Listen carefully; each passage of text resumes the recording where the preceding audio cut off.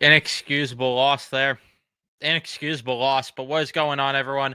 Welcome back to another post game here on Mets Centrals. The New York Mets lose 7-5 to the Tampa Bay Rays in tonight's game 70 of the regular season. Very unfortunate. Carlos Mendoza making some questionable managerial decisions. This team, once again, runners in scoring position, not coming through.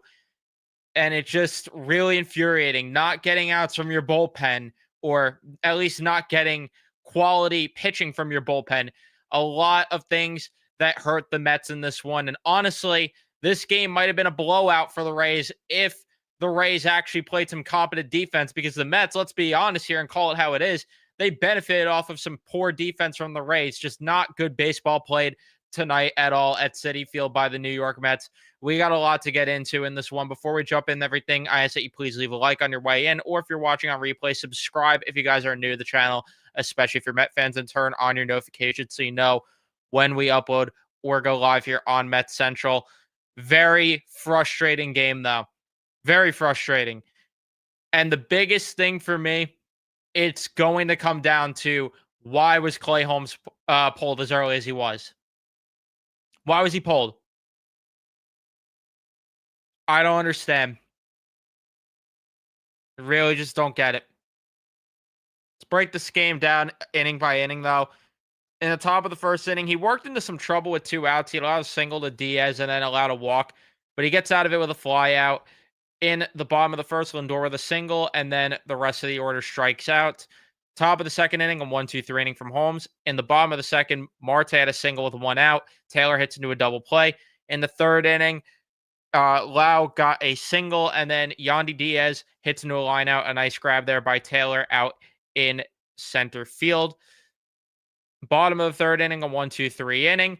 The top of the fourth, Aranda ends up hitting a home run. Just not a good pitch location, not where you want to leave your slider to Aranda, and he ends up sending it far in the right field to make it 1-0. Then Caminero walks, tries to steal a bag, gets gunned out, but then Holmes gets 2 strikeouts. Credit to him for getting through it. And then in the bottom of the fourth inning, Soto gets on from an error from Bradley as the ball, just again, not good play there from Bradley. But then Pete Alonso gets a double. McNeil walks, and then Marte hits one. That's the one that went off of Taj Bradley, which tied the game up at 1. Taylor then hits into a force out, but that made it 2-1. Mauricio strikes out to end the inning. The fifth inning, 1-2-3 inning from Clay Holmes. He's at 78 pitches? 78 pitches. 1-2-3 inning. Sorry, 79 to be exact. 79. Why are you pulling him? I'm sorry. There is no, I don't want to hear about the pitch limit. Why all of a sudden is there a pitch limit? A pitch limit made sense in April. Pitch limit made sense in May when he was ramping up to be a starter. Why are we doing this in June? Give him one more inning at least. Would it have hurt if he went to north of 85 pitches? Maybe just north? Inexcusable. Inexcusable. No justifying that at all. It's not May. It's not April. Why all of a sudden are we going with a pitch limit? And he's getting 6 days of rest. I don't get it. I'm sorry, you could argue and defend the decision all you want. No. I'm sorry, no. There's no way at all that you could get me to agree on that one. You're entitled to your opinion. I just don't agree with it at all. I don't see any reason. Because in the fifth inning, the Mets ended up blowing the game open a little bit. You get back-to-back walks from Alvarez and Lindor. Nimmo gets on from an error because, once again, benefiting off the defense. Soto walks to bring in a run.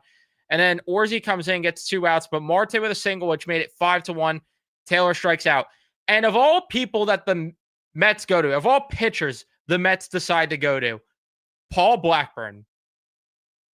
A 4-run game, Why are you getting cute with the bullpen? Why are you going to Paul Blackburn? That was the time, honestly. And I have not been asking for Jose Butto a lot to come in the games. That's your chance to bring Jose Butto into the game. Why was Brosbon even warming up also? For what? It was less than 4 runs. And the worst part is that he allows 3 straight singles and he's not pulled from the game. They wait until after Mangum ends up getting that single, which made it 5-3. Then Kranick comes in fresh off a bus from Syracuse, and he allows a couple runs as well. Allows a home run to Danny Jansen. Max Kranick, it was fun while it lasted. It was fun while it lasted with him.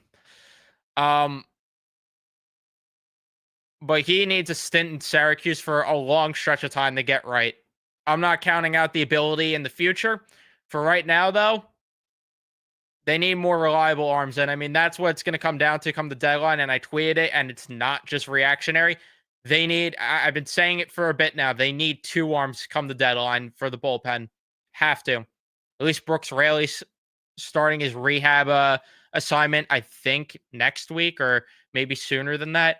But either way, they need help in this bullpen because Paul Blackburn coming in that situation and then Kranick fresh off a bus. Why are you going to Kranick with guys on base and his first time coming back? Why are you going to Kranick in that spot? I don't understand. I just do not get it. The 7th inning, the Mets had the bases loaded. Nope. Bottom of the 8th, Soto, I thought was going to hit a home run. Then the 9th inning, you get runners on, and then Beatty hits into that force out. Mauricio, swing the stick.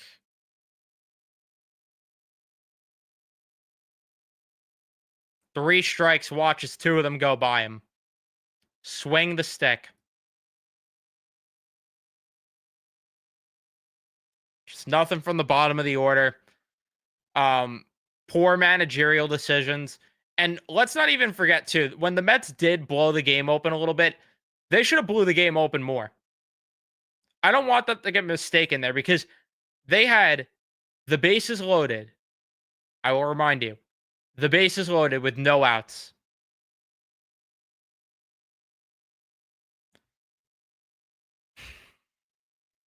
Just not a loss you could justify at all. You got to hit better with runners in scoring position. And I don't blame the top guys. I don't blame Marte even, which, Marte I've been critical of obviously all year. But it's the bottom of the order not getting it done once again. Ronnie Mauricio looks lost. Alvarez lost. I mean, 2 for 16 with runners in scoring position is just, that can't happen. That cannot happen at all. But here it is. And it happened.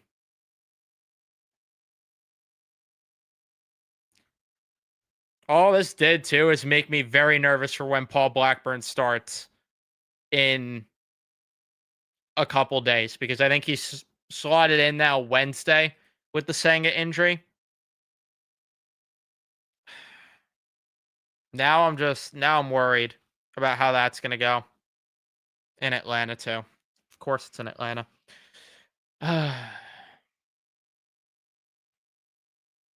It's not good. It's not good. And it's just annoying that these are the kind of losses all season long. But I don't know what the manager's doing there. I don't know what's going on with the bottom of the order. The bullpen has not been as crisp lately. Again, they were not going to be perfect all year. But when you also at the same time have a lot of arms that are kind of just meh right now back there. Just meh at best. It's a problem. Well, let me see what you guys are saying in the chat. Leave a like if you haven't. Subscribe. Turn on your notifications. Max saying no clue what Mendy is thinking. No clue either. No clue either. Your guess is as good as mine.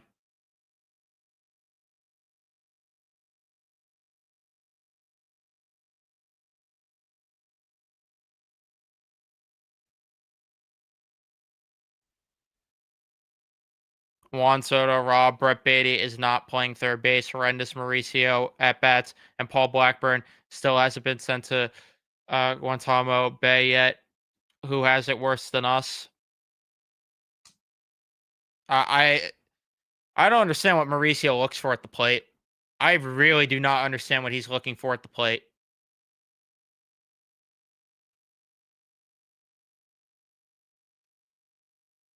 Every at bat, he just looks lost right now. It's very concerning. And I don't know if Brett Beatty makes a difference at all, to be honest with you, because he's cooled off a lot. And yeah, that's good news, I guess, with Senga. At least that. I mean, we'll see though how he's feeling when he's reevaluated. Again, with injuries, I just expect the worst until everything sorts itself out and is better.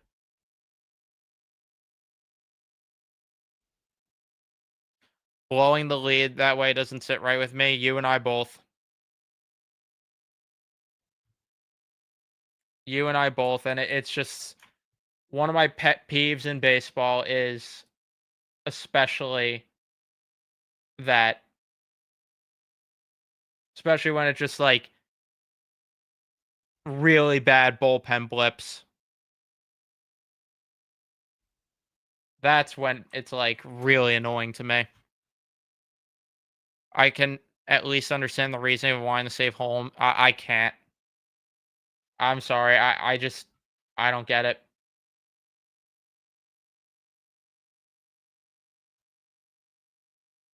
But that's just me. And as for the Blackburn thing though, I mean that I agree with, obviously. No no logical reason to put Blackburn in.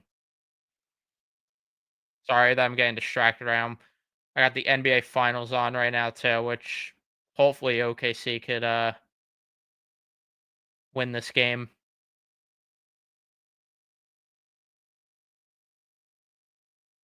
Chavez has to go, absolutely. Managers lost all the way. I mean, that in the offense, you got to hit with runners in scoring position. 2 for 16's just unacceptable. Unacceptable completely.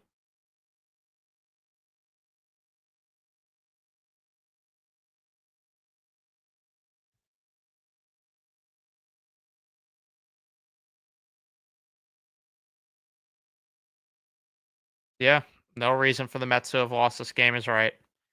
The fake comeback, yeah. Fake comeback is right.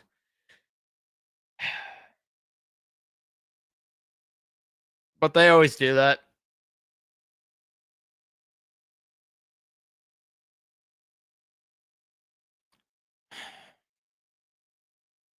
Yeah, I know. I mean, people will say, "Oh, well, the difference in the competition, obviously." But why does he look this lost at the plate? Yankee fan just got walked off, so you're gonna be pissed with us. Well, welcome, welcome to the show, Celia. That's the other thing. Why do you think the game is safe up by 4 when the Rays average 5 runs a game? I don't understand that either. And there's been way too many times where Mendoza does this, where it's just like a 4-run lead he thinks is safe, and you could just pack the game up right then and there. He does that so much, and I don't get why.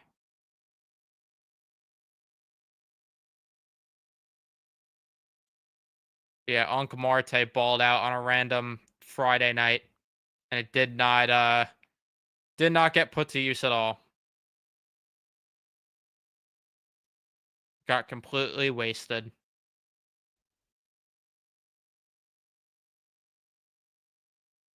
Took things for granted is right, to be honest with you.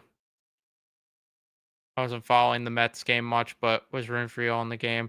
Of course, hopefully I bounce back tomorrow. Hopefully, I mean, they got to respond now against Drew Rasmussen, which is not going to be easy because if they're struggling against Taj Bradley, who could not find the zone, he literally could not find the zone. I don't know how they're going to go against Drew Rasmussen tomorrow, but hopefully, they surprise me. I mean, maybe you get to the bullpen and it will work out. I don't know.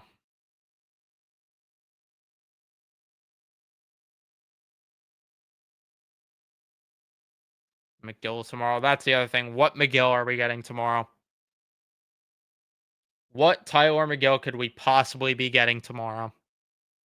Are we getting Siler or are we getting? I don't know. I can't think of a nickname a creative nickname off the spot.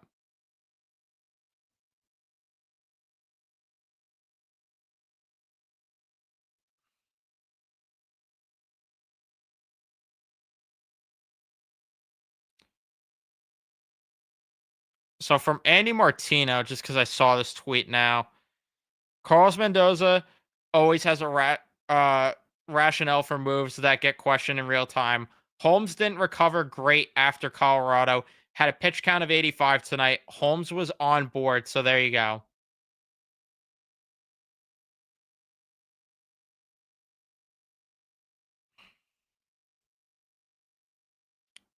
A little bit more fair of a reason, but that worries me that he did not recover well after the Colorado start because how many pitches did he throw in that game? I need to go back and look, but that's a little concerning, to be honest with you. It's a little concerning to me. Let's see. He threw 95. I don't know. It's a little more justifiable, the reason, now that I heard it. So now there's going to be people that comment that hear the first part and are like, you didn't see the quote, dumbass, and not watch the rest of the live stream. But I don't know. It's a fair reason, but that does worry me, to be honest with you, that um he didn't recover well from the last start. I just hope that it's not going to be a thing that turns into his arm, like a dead arm thing. Knock on wood there. Pause. But either way, the bigger problem still is, why are you going to Paul Blackburn? Why are you going to Paul Blackburn? I hope he gets traded. He is going to be destroyed by Atlanta on Wednesday. Destroyed. Anyway, though, I'm going to wrap things up here. Thank you, everyone, for tuning in and watching. Leave a like if you enjoyed, subscribe, turn on your notifications, and I'll see you guys in the next one.